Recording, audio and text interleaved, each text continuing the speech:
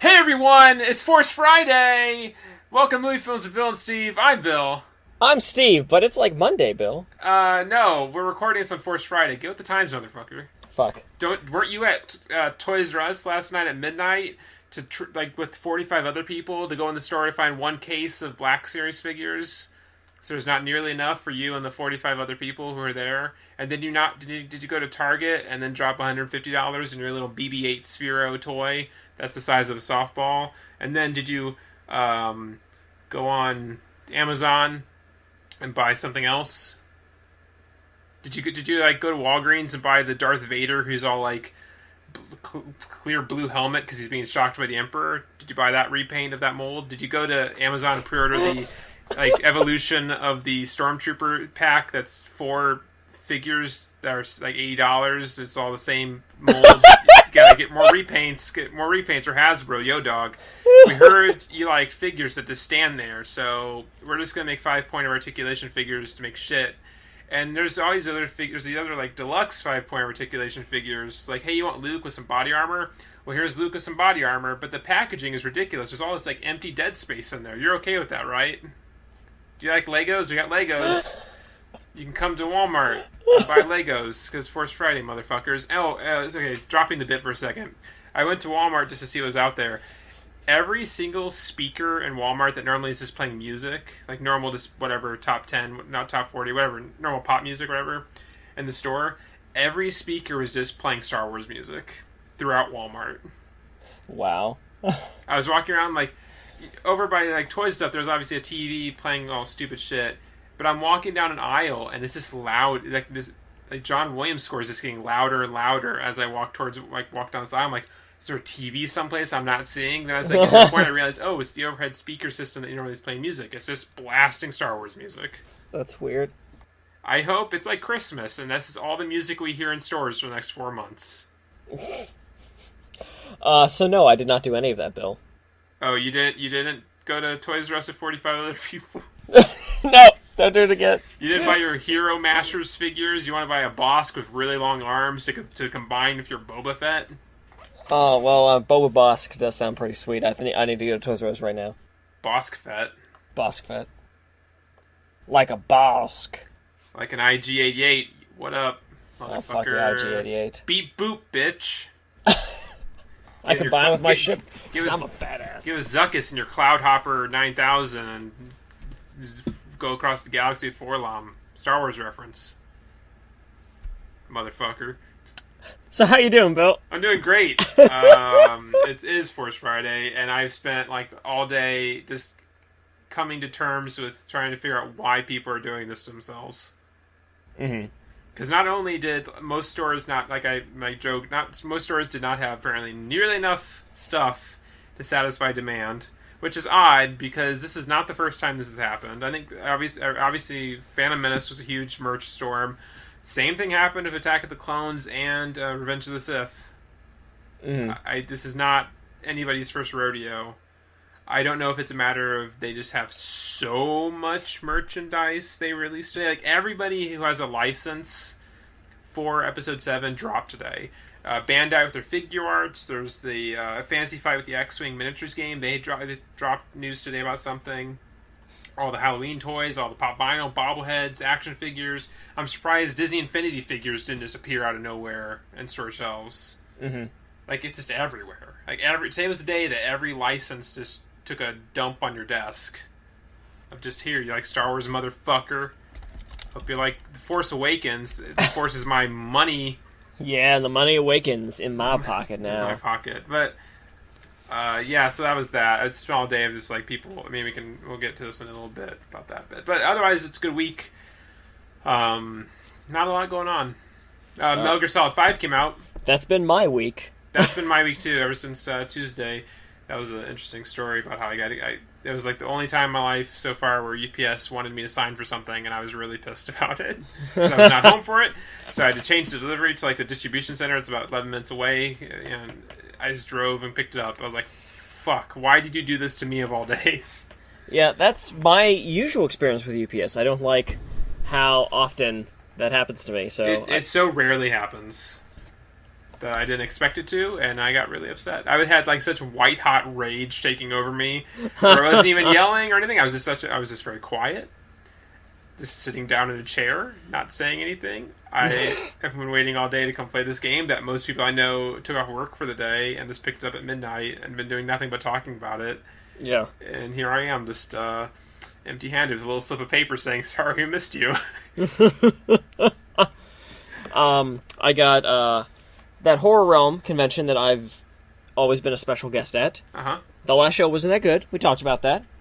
It happens. But the next show is shaping up to be fantastic. There was a bunch of Nightmare on Elm Street and Return of the Living Dead guests. That's great. Which is super great. The Kincaid's going to be there. Fucking Tuesday Night's going to be there. The mother from Nightmare on Elm Street 3 and 4 is going to be there. The father from Nightmare on Elm Street 2 is going to be there. I guess he was also in Return of the Living Dead. I know that, but I don't give a fuck. I just want him to yell at me. Because he is my favorite character in Nightmare on Elm Street 2. Good.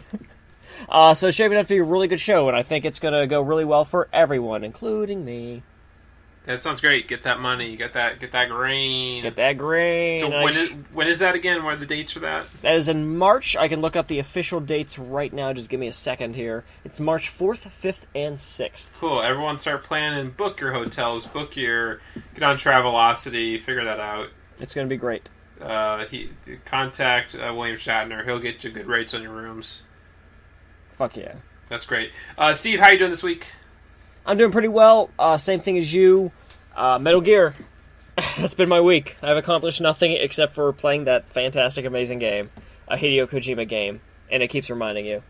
You played us like a damn fiddle!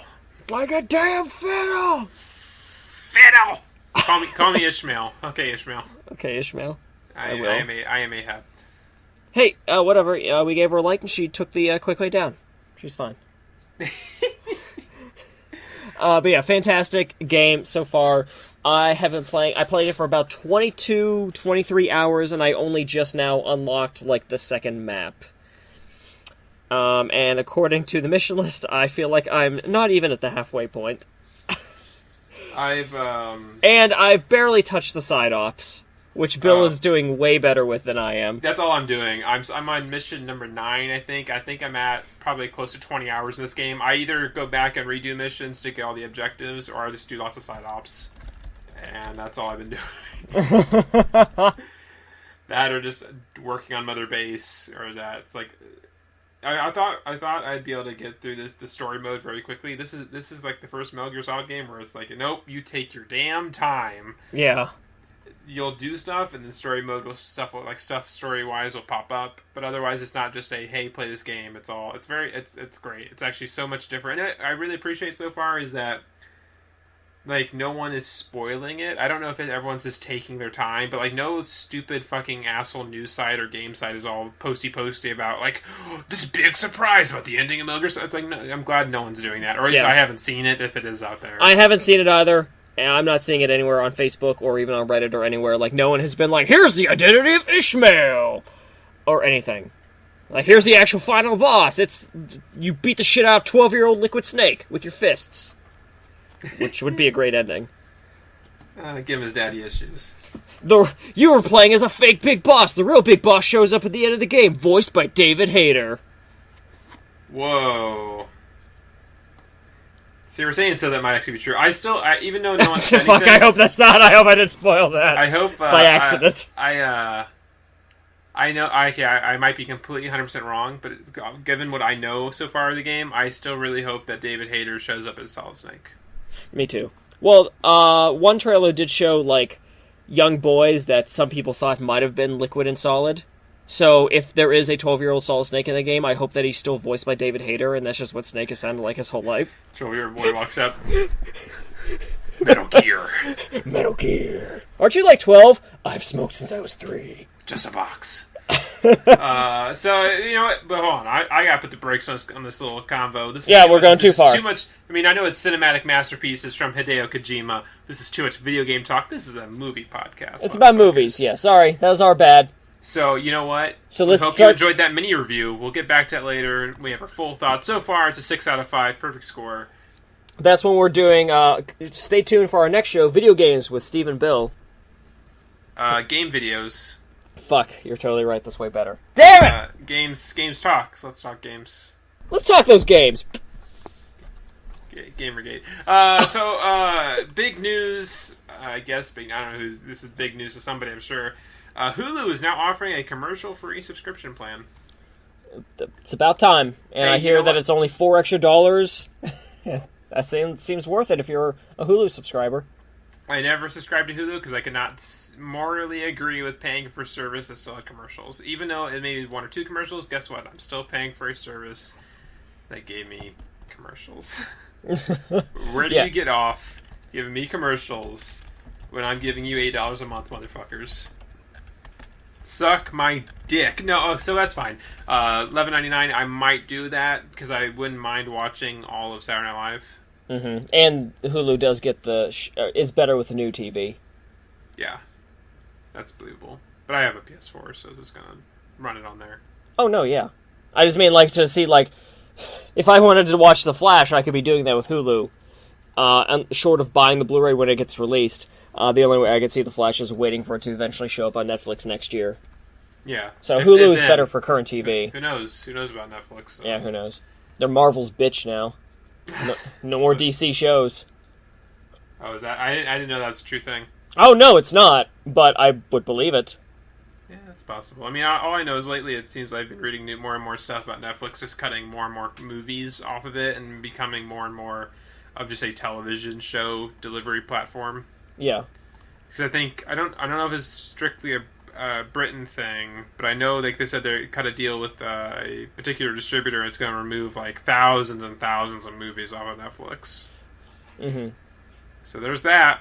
If you like your House of Cards, if you like your orange is the new black. Woo! Woo! So a lot of Marvel news this week.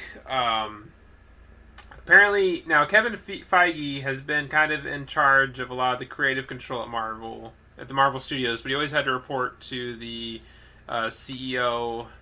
Where's it at here? Sorry, everyone. Perlmutter, Ike Perlmutter, who's the CEO of Marvel Entertainment. He always had to, report to him.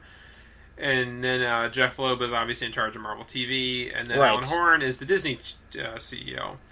So, but I guess Kevin Feige was close to quitting everything because of disagreements about the Civil War. Apparently, Civil War's budget is ballooning out of control. Hey, fucking go figure. It's another fucking Avengers movie, except it should be a Captain America movie.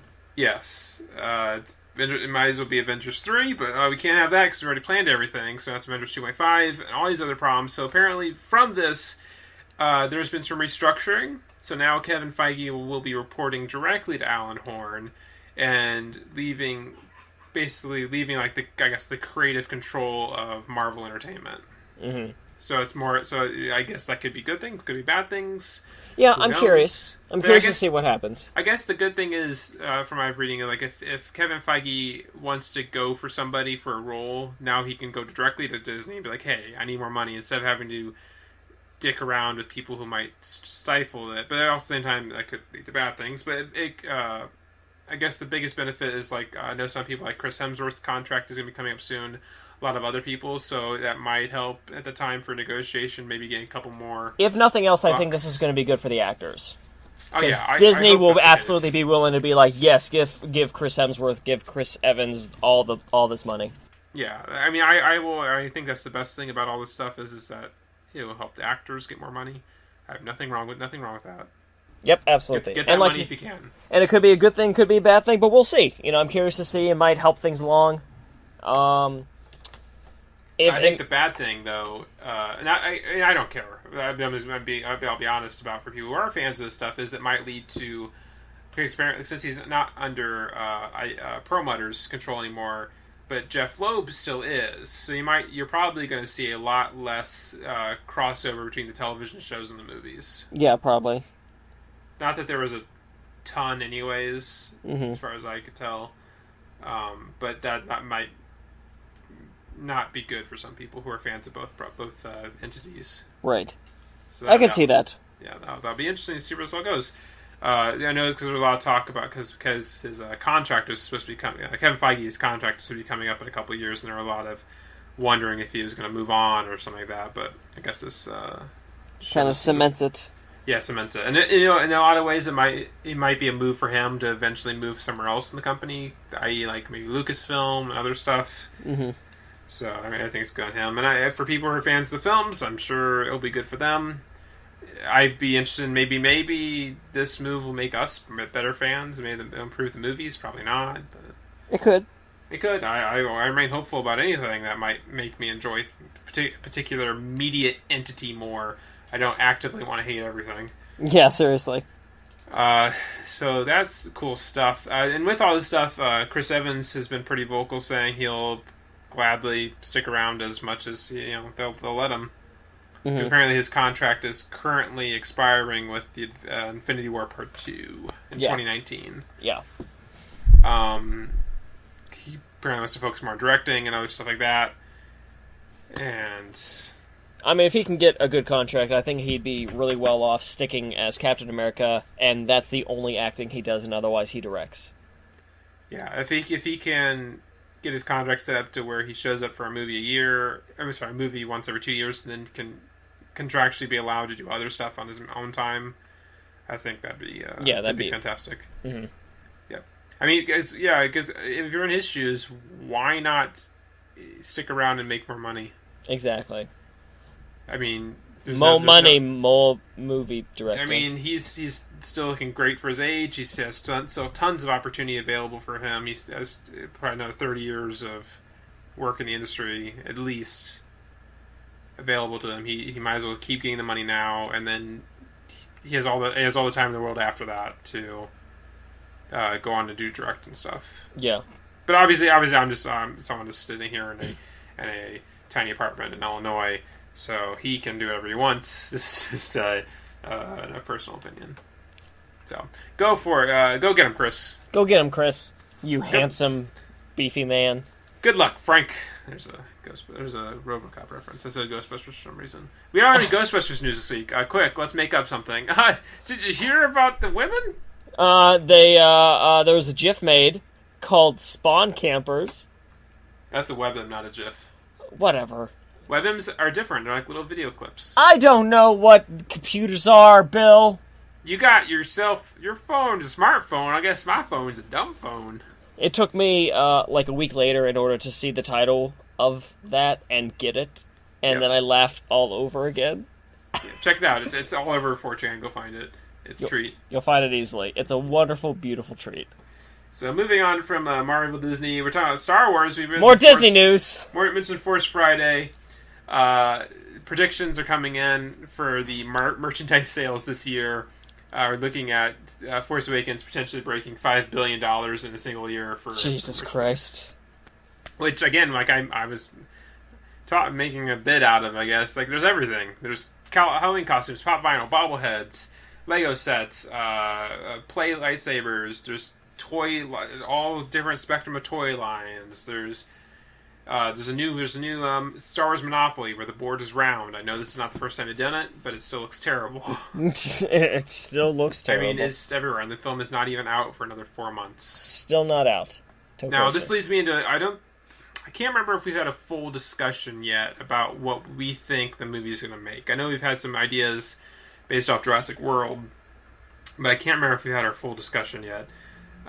So we're going to do it and have a quick one, just in case we have.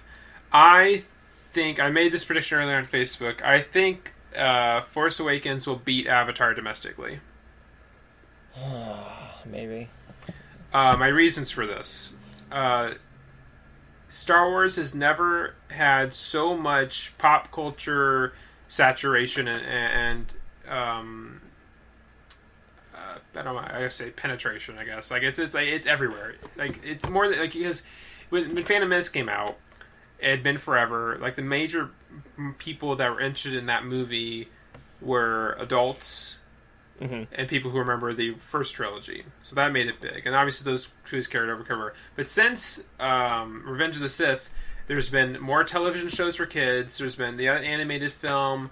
There's been so much more going on marketing wise. Like the films have not left the public consciousness since like the original, the prequel trilogy Yeah. it ended. It has done nothing but permeate and grow and grow. Yep, And it's you're right. also...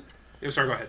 I was just saying you're right. I was just nodding. Yeah. And it's been almost... Yeah, it's been 9 years since the last film, so time always helps everything. And now, on top of that, speaking globally now, the global market for films has increased exponentially since then. And I think everything is everything, all the hype leading into Force Friday definitely pushed me into thinking I will put a firm bet on Force Awakens beating Avatar domestically. Okay. Because I think everybody's gonna see it. And what helped me came to this fact is how much money Jurassic World made. Mm-hmm. If Jurassic World would have been middling and did okay, but not as well as it did, I would have had ideas thinking, Force Awakens probably do better than Age of Ultron. And maybe better in Avengers, but not anywhere close to Titanic or Avatar. But considering how much stupid amounts of money Jurassic World made, just printing money, I think it's safe to assume at this point that Force Awakens is going to beat that and beat Titanic and beat Avatar. Okay. Because I think everybody's going to see Episode 7. Old people, young people, everyone's going to go see this movie because it now can appeal to everybody. Yeah, there's been way more Star Wars consistently coming out in the past 9 years than ever before. Exactly. It's more relevant and more saturated in the public consciousness more than it has been in its entire existence of the franchise. Yeah. The Ewok TV show don't count. That did fucking nothing. And droids. Droids did nothing. Because why you say yeah, but when Star Wars came out in 1977, it was huge. Yes, but it was only huge in America. Now Star Wars is huge globally. Uh-huh. On a level that's unprecedented. Yep. I think. No, you're right, yeah. I mean, that's my reasonings for it. People might say I'm retarded, but I think that's really what's going to go down.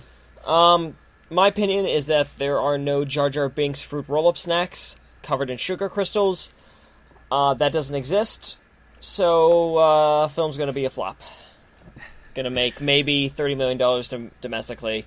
It'll be number one at the box office and then just drop off, and then Jurassic World will get another re-release and be number one again. I hope that Jurassic World IMAX re-release helps it beat Titanic at least. I'd love to see Titanic be toppled by Jurassic World. I will hope the same. I don't know.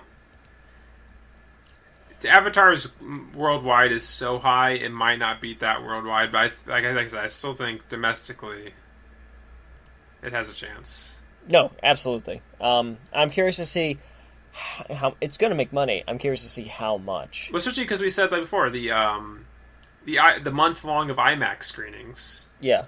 People are going to go to that in droves. Because it's a holiday season. There's nothing else coming out that is competition against Star Wars this Christmas. It's going to be just like Frozen was. Frozen made as much money as it did because there was nothing to compete with it. Yeah, pretty much. And that's what happened to Titanic. Titanic made so much money because there was just nothing. It came out at a good time at Christmas, and there was just nothing else coming out. So week after week after week, it just kept making money. Yeah, exactly. And that's what's going to happen with like a few of the DC movies that are picking months like that. March for Dawn of Justice. Yeah, and like November for the first Justice League. Mm-hmm. It's going to those dates do matter. Really. Yes, they do. So we'll have to wait and see come December what happens there. But I don't know. I know it's a bold prediction because nothing's really been able to touch Avatar since it came out. But I don't know, man. Things are getting wacky. So moving away from all that big stuff, we have some smaller stuff to talk about. Cary Fukunaga apparently has been talking about his demise of his unconventional It adaptation. Apparently because he was set to direct 2 film adaptations of Stephen King's It for Warner Brothers. And apparently it came down to the problem where the studio wanted something super conventional while he wanted to do something unconventional. Which he felt if you're doing a Stephen King project, it has to be unconventional. Which is fair.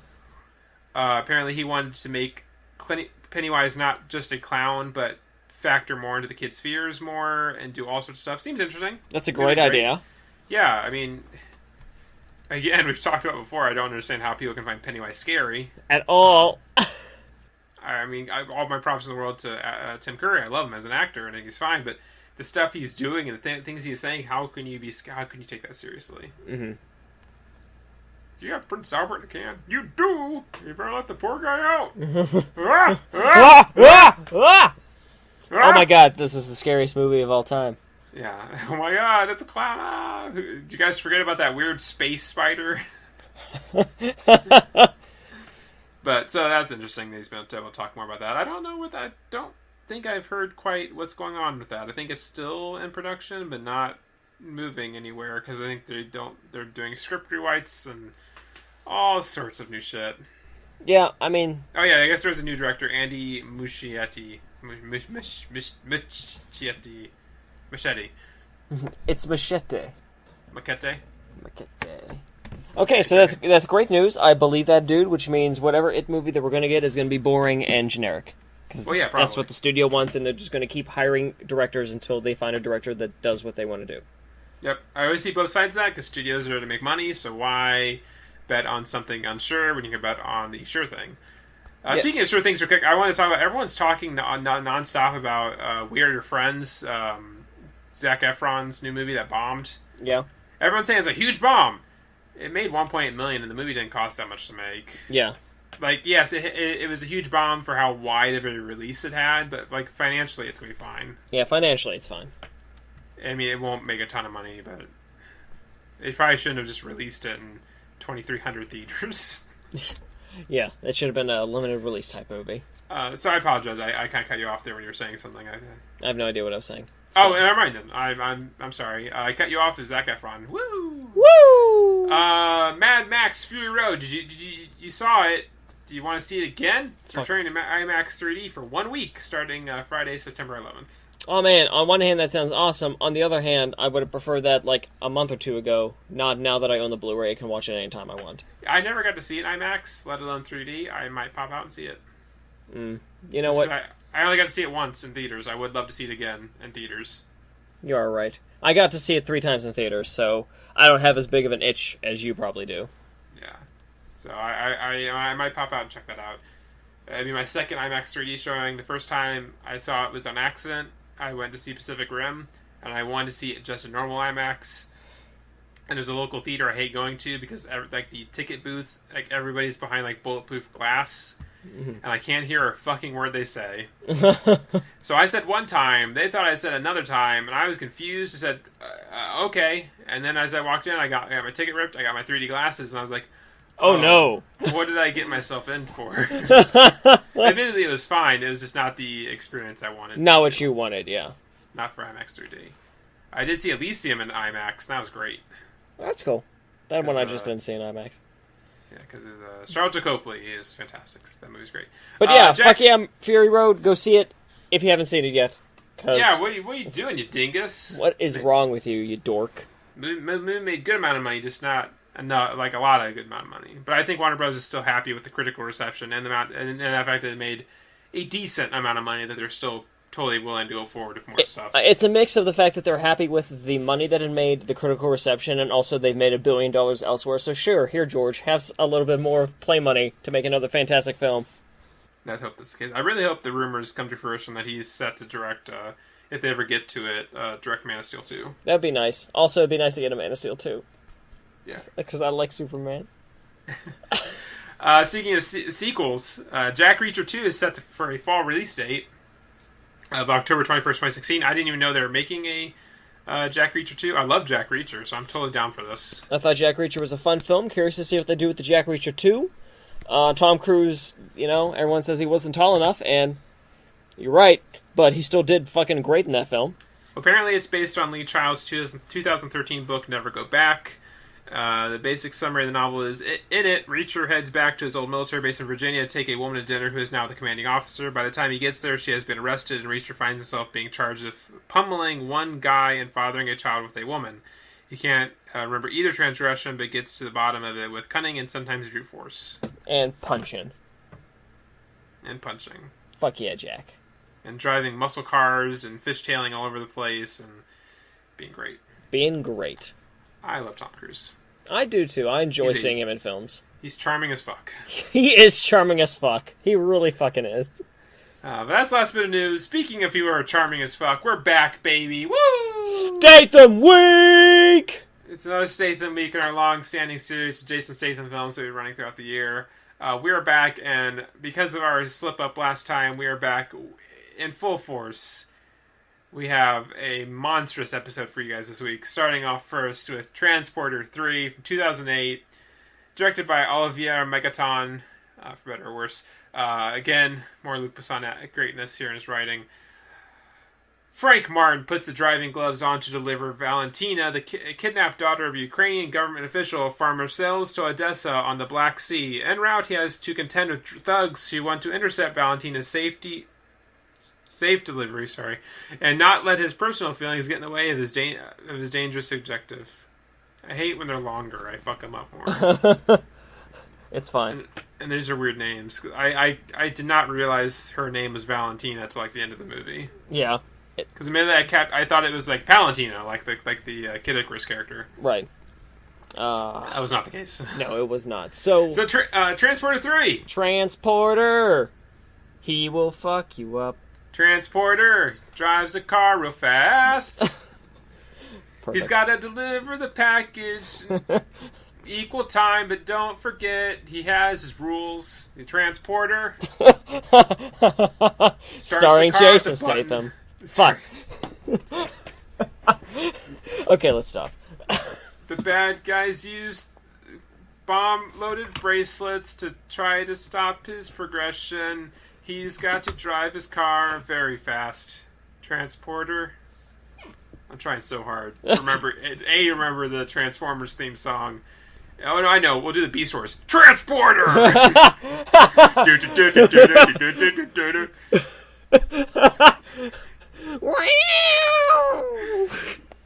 Transporter! Okay, perfect. Okay, that's a wrap. Good job, guys.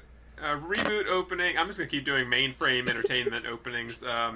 My name is Frank. I come from the net.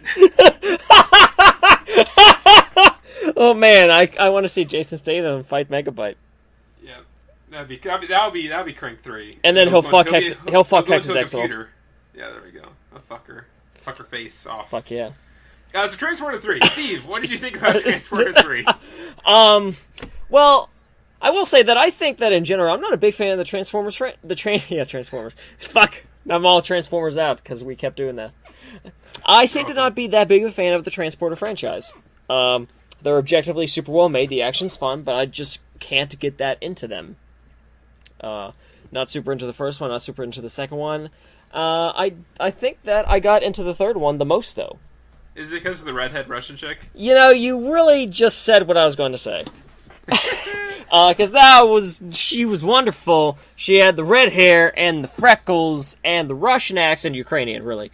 Well, totally right. It was fantastic.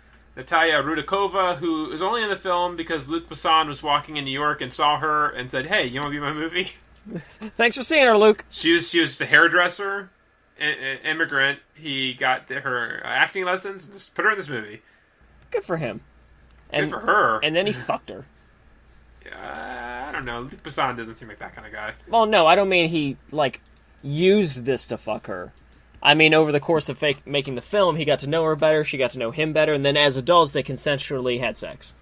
Do you mean he didn't pull a Roman Polanski and drug her and anally rape her? No. Also, in other news, Roman Polanski's still a rapist. That's true. We haven't brought that up in a while. We need to bring it up again. People are forgetting about Roman Polanski. But no, yeah, she was fucking gorgeous and great, and Statham was fantastic, and I really liked the relationship. I think that might be the thing that turned me onto this film the most. I did really, I will still stand by saying that I loved the relationship of Frank and the kid in the second film. Yeah. But I just liked their back and forth relationship in this film. I thought it really worked. I thought it made the character dynamic interesting. It made the plot more interesting for me, just because I thought there was a better connection with it. Yeah, I mean, we hadn't really had a love connection since the first film, because the second film was more between the kid, protection of this family, and they kind of hinted at something with the wife, but it seems like, no, you're married. Come on. Yeah. You can't do that. So I mean, it was interesting they gone back to a love story. I loved the opening of the film is so funny to me. I just love Statham and Berliand just fishing. Just fishing. Yeah, that was a great fucking opening.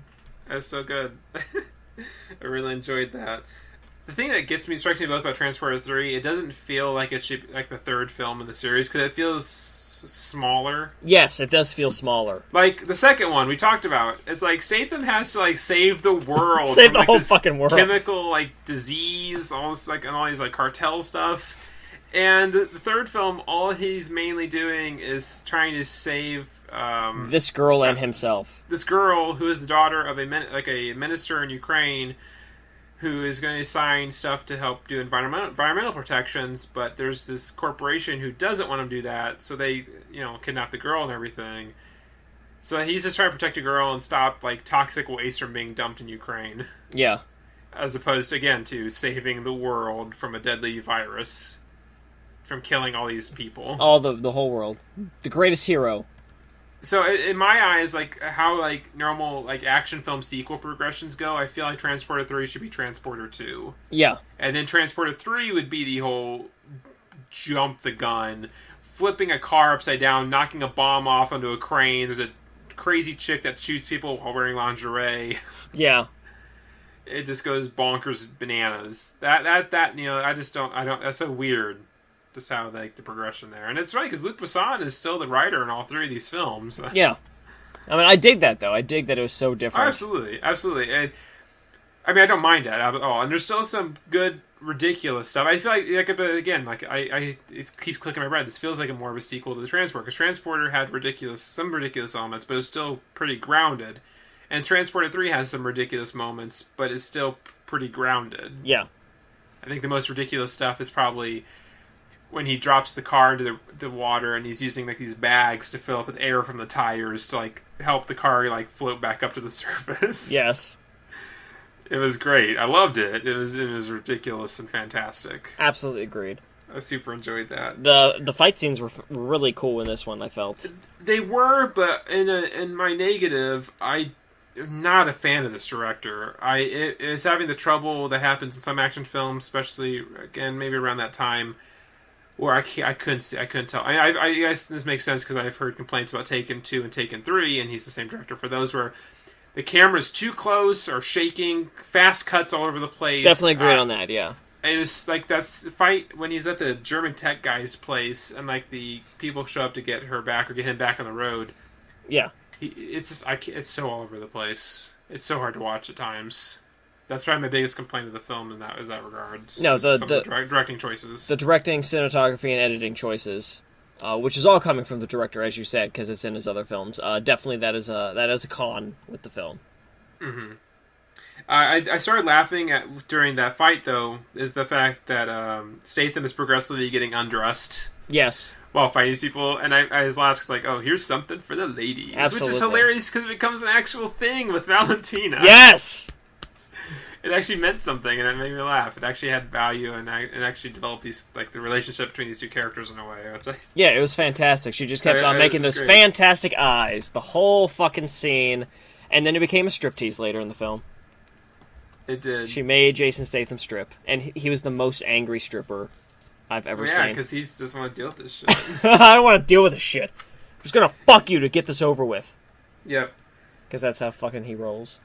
Absolutely. I was going through. Oh yeah, there's some ridiculous parts when he's fighting those guys at the German tech guy's place. There's like the big lumbering 8-foot tall dude who like literally throws Jason Statham through a wall. Yes, through a fucking wall. I'm like, oh my god, what the fuck? Are you dying, Jason Statham? Frank Martin's indestructible because he's Jason Statham. Yes. There was a let's see. Oh yeah, so. Unbeknownst to Statham, there are dudes that are hired by the minister to find his daughter, and he just murders them. Yep. Murders the fuck out of them. Yeah, because it's one of the situations where it's like no one's stopping to talk to each other, just blindly driving and shooting at each other. Yes. So these dudes that could really help the situation, Statham just sends them flying off a cliff in a very spectacular car crash. Right. I really enjoyed that car. It just hit and blew up and... all sorts of bad stuff happened to those guys. I really enjoyed the bike chase when he was thrown out of his own car. Yeah, I mean, the films always find some new... I'm going to call it the Jackie Chan effect, where you have to find something new for your main actor to do. You're right. There's a lot of Jackie Chan effect moments in the series, you're right. For sure. Which is good. It's always good to have that. Yes. But yeah, it's like, because immediately when you establish that somebody has to stay within a certain distance of the car, you immediately open yourself up to an opportunity to go, okay, well, someone takes the car, obviously, and then we have to have a good action set piece of this person trying to keep up with the car, lest they blow up. Yeah. Ba-boom. Ba-boom. That'd be the worst. My favorite, though, is when Valentina is trying to have sex with Statham. She just says, "Do you have the gay? Are you the gay? Are you the gay?" Yeah. I don't know why that made me laugh. Just really thought that was great. There are several moments in the film where they play up she's speaking the Russian version of English, but not in a parody, you're a fucking joke way. Just in little tiny subtle stuff like that. Yeah. Which, given what we know about the actress, her actually being a Russian immigrant and everything, that was off super authentic. And Joe, I'd actually say I thought she was rather enjoyable in the film. I think maybe some of her faults in acting could be hidden behind the accent, behind just the character itself. Mm-hmm. And I thought it worked well. I thought she was very pleasant, and I didn't mind her at all. Ignoring the fact that she's a gorgeous redhead with freckles with a Russian accent. Yes. Doing my best to ignore all that. I thought she did a fine job in the film. I thought her and Jason Statham worked well off of each other, as I said before. And really good chemistry. For her first film ever being like this fucking big budget movie, I thought she did a really, really fine job. I agreed. Yeah, that was definitely one point to bring up. But I'm sure a lot of that is also Statham, because Statham has tons of charisma, and I think he can work well with just about anybody. I think we need to test that by I need to co-star with Jason Statham in a movie. Well, I'm sure just, get in touch with his agent, find out what it costs. No, I'm just going to become a hairdresser in New York.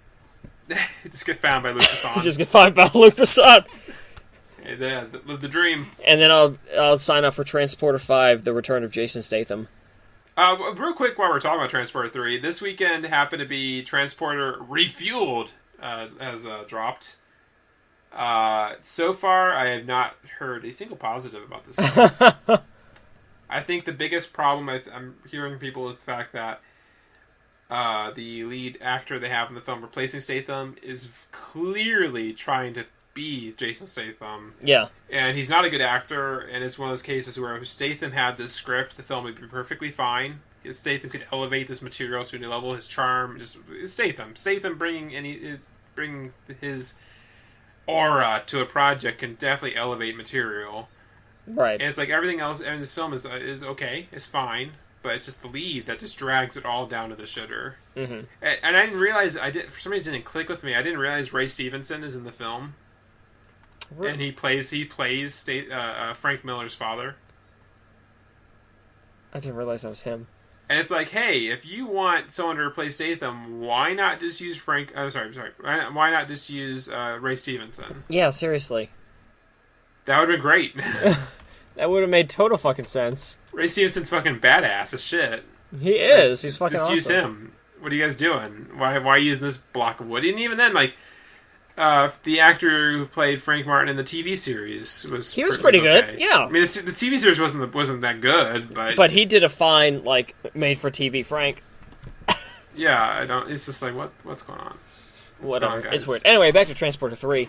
I know, but it all relates to that, because it's one of those things, it's sad that we couldn't... But at the same time, I'm sorry, I'm jumbling here.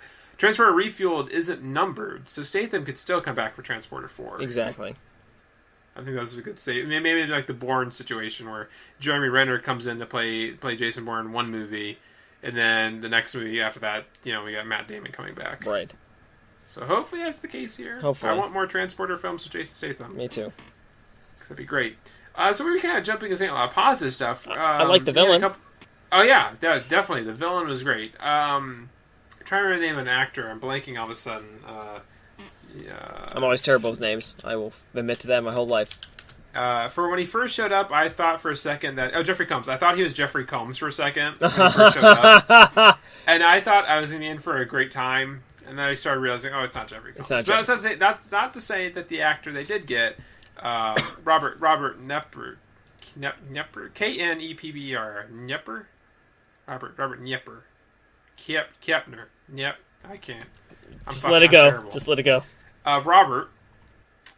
was really cool. I liked him a lot. He played a great villain. I love he's those moments where it's like it's clearly just a job. He's just trying to do his job. Yeah. And Statham is just fucking it up. I love when one of his henchmen just says something stupid, he just kills them. It's like, get a smarter one next time. Yep. This worked really well for me. Yeah, I enjoyed him a lot. He was a fun villain. Yeah, for sure. Which I don't think. None of the Transporter films are really like lacking in that. Mm-hmm. I've had pretty good. Oh, for sure. Yeah. So we've got a lot of positive stuff. Was there any like distinct negatives you didn't like about the film? I was going to bring it up, but you already did. Just the quick shots, the shake camera, the close camera, the stuff like that. Not a fan of that at all. Yeah, that's definitely a major element of the film there. I'm stumbling for a second, but I think otherwise it was pretty positive film all through. I didn't have a ton of things that popped out expressly as being negative besides the direction and everything else. Right. The car chase stuff is still good. The Statham is still great. I still have no complaints about him. All the other like side character stuff. I actually really enjoyed the story in this and the struggle between this minister to not want to sign this paperwork fucking over his country. I thought that was oddly compelling, and I really enjoyed it. Right. And I like, for the most part, he was pretty headstrong. Like, no, fuck you. Absolutely, yeah. Until it came down to like that last dire minute where he felt like he just had to save his daughter. Mm-hmm. And even then, he didn't like hand over the paperwork. There was no like, oh, I got you back, but we're fucked. It's like, nope, I had time to turn up this contract. Go fuck yourselves. Yeah. I'm going to go give a speech on why you're a piece of shit. Suck my dick. Suck my dick. Ukraine, motherfuckers. So yeah, it was good. It was good all around. Not an amazing film, not perfect, not something it's like I'm going to herald as being the best of the series, but good times. So I guess ratings time. I think I put it around a 3.5 stars. I also give it a 3.5, but I also say that I think it's my favorite of the Transporter movies. Yeah, I guess it's time to rank them. 3-1-2. 3-1-2. Although 2 was really close to being up higher just because of Frank's relationship with the kid. But Frank Saving the World was just too big, too fast for me. See, it falls in that situation where I appreciate 2 for how, like, in that ridiculous level, like, what is happening in this movie? For sure. So and that struggles because I like the more realistic approach and, like, the whole immigration, all, like, legal, human trafficking story in the first film. Like, all of them, the first one and third one have pretty realistic, down-to-earth stories. It's just the second one that has some strange stuff going on. So I might go 1-3-2. Okay. But I don't know, because depending on my mood, I might go 2-1-3. No, absolutely. And I like that too. I like over the top what the fuck is happening stuff, but it just, for me, I guess it didn't work for me with Transporter 2 as well as other films. And I can't even explain why. That's fine, because I guess the good transition by over the top, we move into Crank High Voltage. Oh my god, yes. Which, just like Crank, is perfectly in the right direction for over the top. Yes.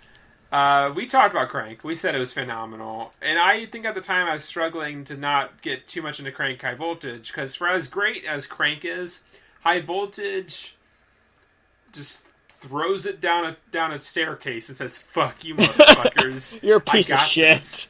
I got this. I'm going to go ahead and say right now that Crank 2 is the best Crank film in the franchise. I would rank it Crank 2, Crank 1, Ghost Rider Spirit of Vengeance. Fair enough.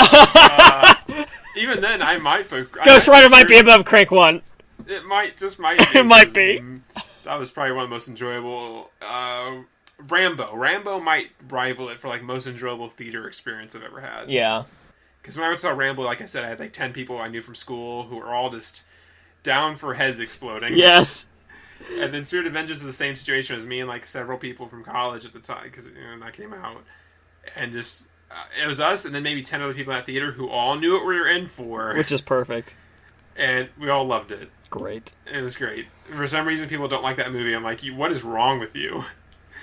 Nick Cage is riding a motorcycle screaming, "It's coming!" He's clawing at the door! And then Idris Elba is just like doing all sorts of shenanigans. Oh, it's so good. Oh, whoa. But enough about... But hey, that relates, because that's more Neville Dean Taylor. Yes, you're absolutely right. Who are probably my favorite directors. They are the best directing team, by far. Yeah, if I'm directing teams, they're my number one. I can't think of anybody... Because, I mean, Spielberg, Lucas aren't really a team. It was either one or the other. Writing and all production stuff, they teamed up and stuff, but it was always just one or the other in their productions, like directing wise. But Neville Dean Taylor, they need more work. Get them more work all the time. Yes, please. Please. I know Gamer wasn't the best, but give him a shot. So Crank High Voltage, 2009, rated R. Chelios faces a Chinese mobster who has stolen his nearly indestructible heart and replaced it with a battery-powered ticker that requires regular jolts of electricity to keep working. So yeah, him getting jolts of electricity is 100 times more enjoyable than gotta keep the adrenaline up. Oh, because it opens the door for the series just to crank, not to make a pun, I guess, crank it up to 11. Let's get some Smile Tap in there too, but no, it's just like, this is where, I mean, there was ridiculous shit in Crank, culminating in the most ridiculous thing of him falling out of a helicopter, crashing, landing on a car, and then dying, but then still being alive. Now we just get... The movie starts immediately, and he has a robot heart. Immediately, Chinese people want to cut his dick off and all of his other organs. Can't have any of that. So he immediately is getting out of there. Getting the fuck out of there. I mean... Discussing Crank was hard enough because how, like, there's like it's like a sketch comedy movie where every minute there's a new sketch. Yes, that is the perfect fucking description of the Crank films. Holy shit. Because it's just always, there's like every minute there's something, like clockwork, there's a new thing happening. There's something always happening. Or if it's a little bit longer than that, it's because there's a huge set piece, aka there's just Statham is fucking Amy Smart in the middle of a horse track. Yes. In the middle of all these people because he needs to generate friction. It's so great. And I still love, again, everyone is on board with that. That's how it should be in real life. Yep, this movie knows exactly... Yeah, movie and in world, everyone's fine with it. It's like everyone's cheering him on, like, yeah! Fuck yeah! And it's like, they're just going. Like, they're doing, like, all these positions, just all sorts of stuff. She gets to see a horse dick mid-sex. Yeah, it's like that. Like all these like creative decisions. You think on paper it's like, what the fuck is this? But when you see it, you're just like, yes. I can't imagine this going any other way. Go for it. Yes, please. More horsecock. More horsecock, please. More of this, please. Man, it's again. We just like start gloating and blowing up when we talk about these films. So, a leader of the Triad basically has taken Statham's heart, and he has a robot heart, an artificial heart that's supposed to be temporary, not supposed to last very long. Yeah. And because he has an internal battery that needs to keep charged, it's always a constant need for Statham just to keep charging it in ridiculous ways. Like the first time, it's like immediately he's just like having some like Latino gangbangers just pull over. Which that's a great... Oh, man. You can't even talk like how... Like, story bits, because like something happens. And, like, he's talking to them, then all of a sudden he hits like a road barrier, flies out the window of his car. Then just asks for a jump. And this gets up like, slightly concussed, but it's like he just shakes it off. And then asks them for a jump. Puts a battery cable on his nipple, on his tongue. It's like jolts up and... comes extreme, and I love the editing. It's all shaky all over the place. So is his running to like try to find where he thinks Johnny Vang. Yes. Yeah, where Johnny Vang is with his heart, and it like that whole scene there is hilarious because then we meet Bai Ling. Yeah. Oh, I love Bai Ling. I don't think there's another actress in the history of all films ever that looks more hilarious pointing at something than she does. Who is also as batshit insane as she is. Oh, absolutely. Her fucking point pose, I lost it every time. She just bends her body and tilts her head and points the exact same way like all 3 times, and every single time I lost my shit. It was fantastic. And she's crazy. Yeah. I can't remember which way it went, because I remember the Neville Dean and Taylor were on the How Did This Get Made podcast talking about how they made the films. Yeah. I think with her, she didn't have a script. Oh my god, that's even better. I think it was her just spouting nonsense, and that is exactly why she's subtitled. Like, they just couldn't control her, so they just let her do what she wanted. And it works. It works so well. It works so well. I'd rather put my dick in a blender, though. Yes, that's a whole another level of crazy. Art Tsu plays Johnny Vang. He's fantastic. He's the one who like Statham believes is carrying on his strawberry tart. Strawberry tart, as he puts it the whole time. I'm just like thinking of other things. Like when he's leaving the place where he's been kept, he finds like this fat Samoan-looking guy, and then shoves a shotgun barrel up his ass to get information out of him. Yes. It's like so immediately it knocks him down. Find some oil. There's apparently a bucket full of grease oil just sitting there. Fuck it, dunk, boom, right up the butt, and it's just like trying to find information. But he gets juiced up, goes to this like place where he meets Bai Ling.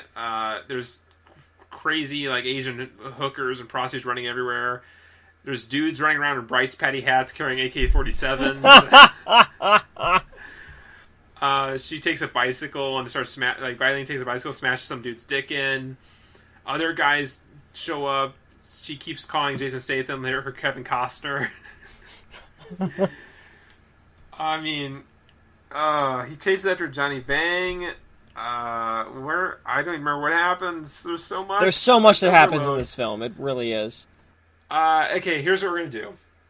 We're gonna just sum up our like 5 favorite bits from the film, and that's gonna be our discussion about it. Because I have no negatives. Okay.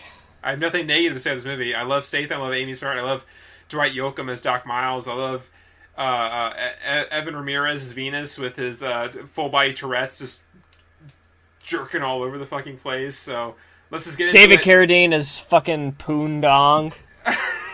With this, doing the accent and everything else. Let's. I know it's off the fly. We're the best. Let's go down our list. We'll just each go. Steve, go ahead. Let's just try and rattle off your 5 favorite bits. Jesus Christ, this is gonna be fucking hard. I know. Oh fuck, now I'm blanking. Shit. Oddly enough, I think my notes I wrote down are my favorite because I wrote them down. Oh, that's good. I wish I did that. I was just too. Well, I'll just do mine. Maybe yours will coincide with mine. We'll do that. We'll just do that.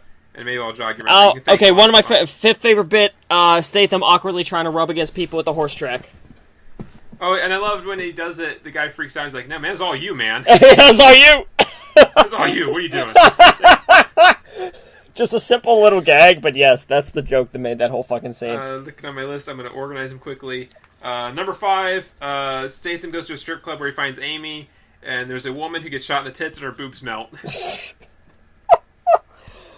Like the silicone is leaking out of her boobs, and it looks horrific and amazing. Number 4, the villain of the film, Ferret? Yeah, Ferret. The fact that he kept his brother alive as a head in a jar. Fuck you, Chelios! Yeah, that's my number 4. By that point, like with that, that's not my that bit's on my list. But the bit near the end film, in the film, Venus shows up with like random like leather hookers and like gay like leather daddies. Yeah, and they're having a shootout with these guys. Like the film's already crazy, but it goes to another level when you find out that the guy from the first film is still alive as a head in a fish tank. Yeah, it's like what the fuck is happening here? Sorry, it didn't make my list, but one part I really love is that during the shootout, there's a worker, like a migrant worker who's just doing landscaping, who's just still working and gets shot. Yes. It's such a quick little bit. Number 4, it's a callback to the first film. I love when Statham asks Amy, "Didn't you get my phone?" That's my number 3! And it's immediately just like your wind just blasting in the background. Yeah, absolutely, because it's his phone call from the first movie when he's falling through the fucking sky.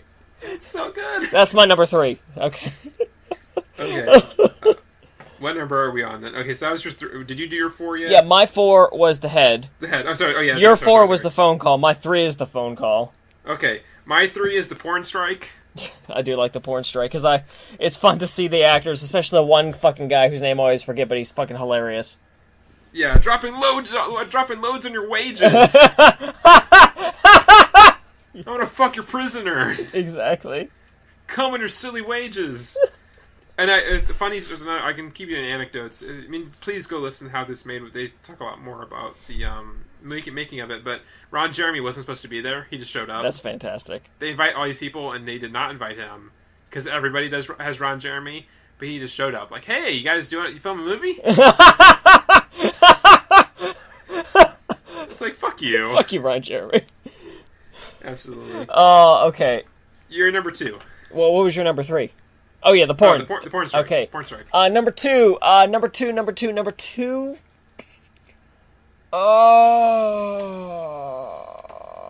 fuck, mate. Give me a minute. That's fine. I was going real well till then. Oh yeah, number 2 is just all the scenes with his doctor. I fucking love his doctor throughout the whole fucking film. Yeah, I love Dwight Yoakam so much. It's just everything from is Doctor. What the fuck is the character's name? Dr. Miles. Thank you. Is Dr. Miles gonna have to choke a bitch? To him shitting on the toilet, reading heart transplant books, which just circles like, what the fuck is this? I like the beginning. He's just like rubbing ice cubes on this. I assume a prostitute because I think they established he's a pimp. It's like just rubbing ice cubes on this woman's That seems ass. to be his specific assistant because I'm pretty sure that's the same one from the first film.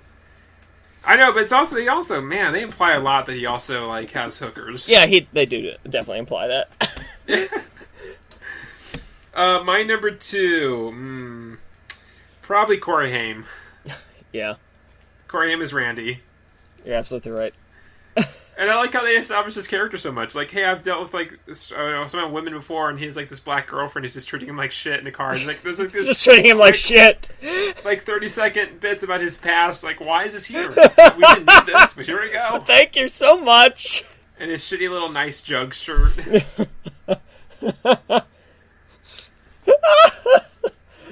Oh fuck! What is my favorite part of the film?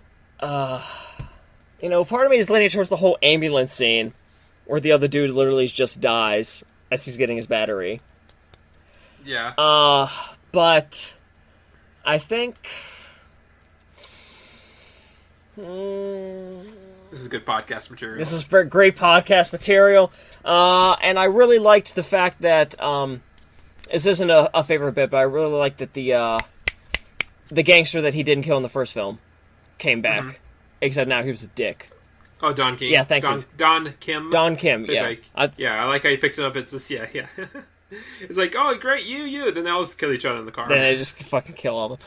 I think I'm going to have to go with my favorite scene is straight up the poster of him hooked up to a car battery in front of just these fucking Mexican guys in a car getting juiced and then running like a motherfucker for the next 5 minutes. It's a poster that tells you exactly what you're getting. Exactly. My favorite moment of the film is also the end of the film. Statham goes up to a transformer. Here, another transporter referencer. And electrocutes himself, flies off. Just fucking flies off. And the transformer says high voltage.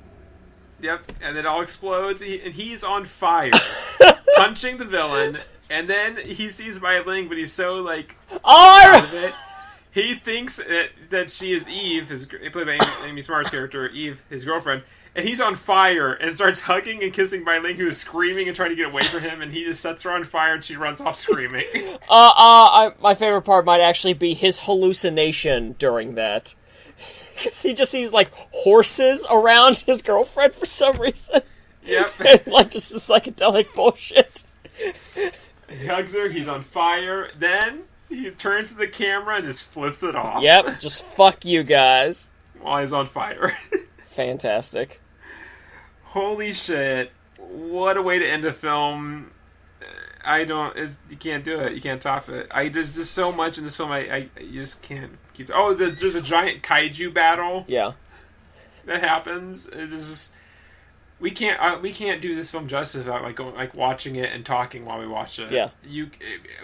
If you haven't... We haven't even scratched the surface on the amount of shit that happens in this movie. No, there's so much that happens in this movie, guys. Fucking seriously, I cannot suggest it enough. So get off your asses and see Crank High Voltage. To this day, I'm always sad that there is not a Crank 3. Statham did give an update just recently, like in March, saying that he's super up for doing a sequel. He's just waiting for Taylor and Nevadine to get their fucking heads together.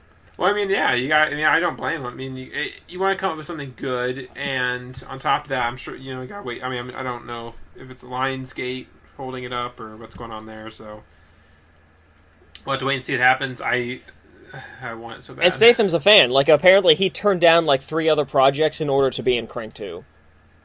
Yeah, it's good, because I think when just behind-the-scenes stuff that happens during the credits, like, just flubs and stuff like that, and it's, like, so clearly evident that he loves doing these movies. Like, there's a joy for him. Yeah.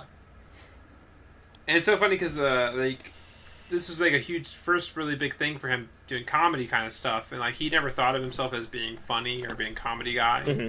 But I think he's just one of those guys that has, like, charisma, and he's just innately funny. He is. Like, the way he says stuff, that he has this good, like, just everything about him. I mean, we say this we've been saying this for months and months now, about how great Statham is. Yeah, his delivery of the line when his girlfriend keeps on getting sexually assaulted by the other stripper in the police car, of, I fucking fell out of a helicopter and survived, and then his girlfriend goes on the tirade of just like, oh yeah, that's possible because yada yada yada, and his just response of, yeah, I know it's possible because I fucking did it. Yeah, just great delivery. So I mean, we've gushed enough. Crank High Voltage. I mean, what do you expect? I give it a 5 out of 5. I give it a 6 out of 5. Whoa, whoa. And I'll just give it a 5 out of 5. I'm not going to be Yahoo. I'm Yahoo. 10 out of 10. 11 out of 10. But no, seriously, it's a fucking perfect movie. It is a perfect movie. Yeah. For what it wants to be, it's not for everyone. I'm not saying that literally every person in the world will see this movie and love it. But if you don't love this movie, I don't want to be your friend. Yeah, boom. Come on, you can figure it out. What's up? Motherfuckers, if you don't know what's up and you want to find out what's up, you can email us at moviefilmswithbillandsteve@gmail.com. You can find us on our Tumblr, moviefilmswithbillandsteve.tumblr.com. We're, of course, on Facebook and on iTunes. You can like and subscribe. That's YouTube. Speaking of YouTube, hey, man, you guys keep an eye out. Maybe one of these days might happen. That's a little tease and trickery. Little tease. But on iTunes, look at Movie Films with Steve, subscribe, leave a review, 5-star review, say, hey, what's up? And, of course, on Facebook, give us a like. Check it out. That's where we post all the stuff. Some other little things. You can see all the cool episode artwork that Steve gloriously makes, and it's so beautiful. I'm so glad that you like that, Bill. Hey, I love it. Every time he makes it, I bust up laughing immediately. Never fails. And, as always, you can find me on Twitter, @LowellBill. And you can check out my films, facebook.com/silverspotlightfilms, www.silverspotlightfilms.com. Captain Z, The Terror of the Leviathan, still available on Google Play, iTunes, and on most retailer websites, and in a few retail stores here or there. You might see it, fucking, I don't know, whatever. And, of course, online at CaptainZMovie.com. Facebook.com/CaptainZMovie. You buy now. You buy now. You buy now! Haha. Great. Perfect. Well, as always, guys, I've been Bill. I've been Steve. Chev, I'm a certified heart surgeon. Well, I was. Lost my license after I fucked up my ex-wife's vaginal rejuvenation procedure in our basement. That's irrelevant right now. The point is, if you get a hold of your heart, I'm reasonably sure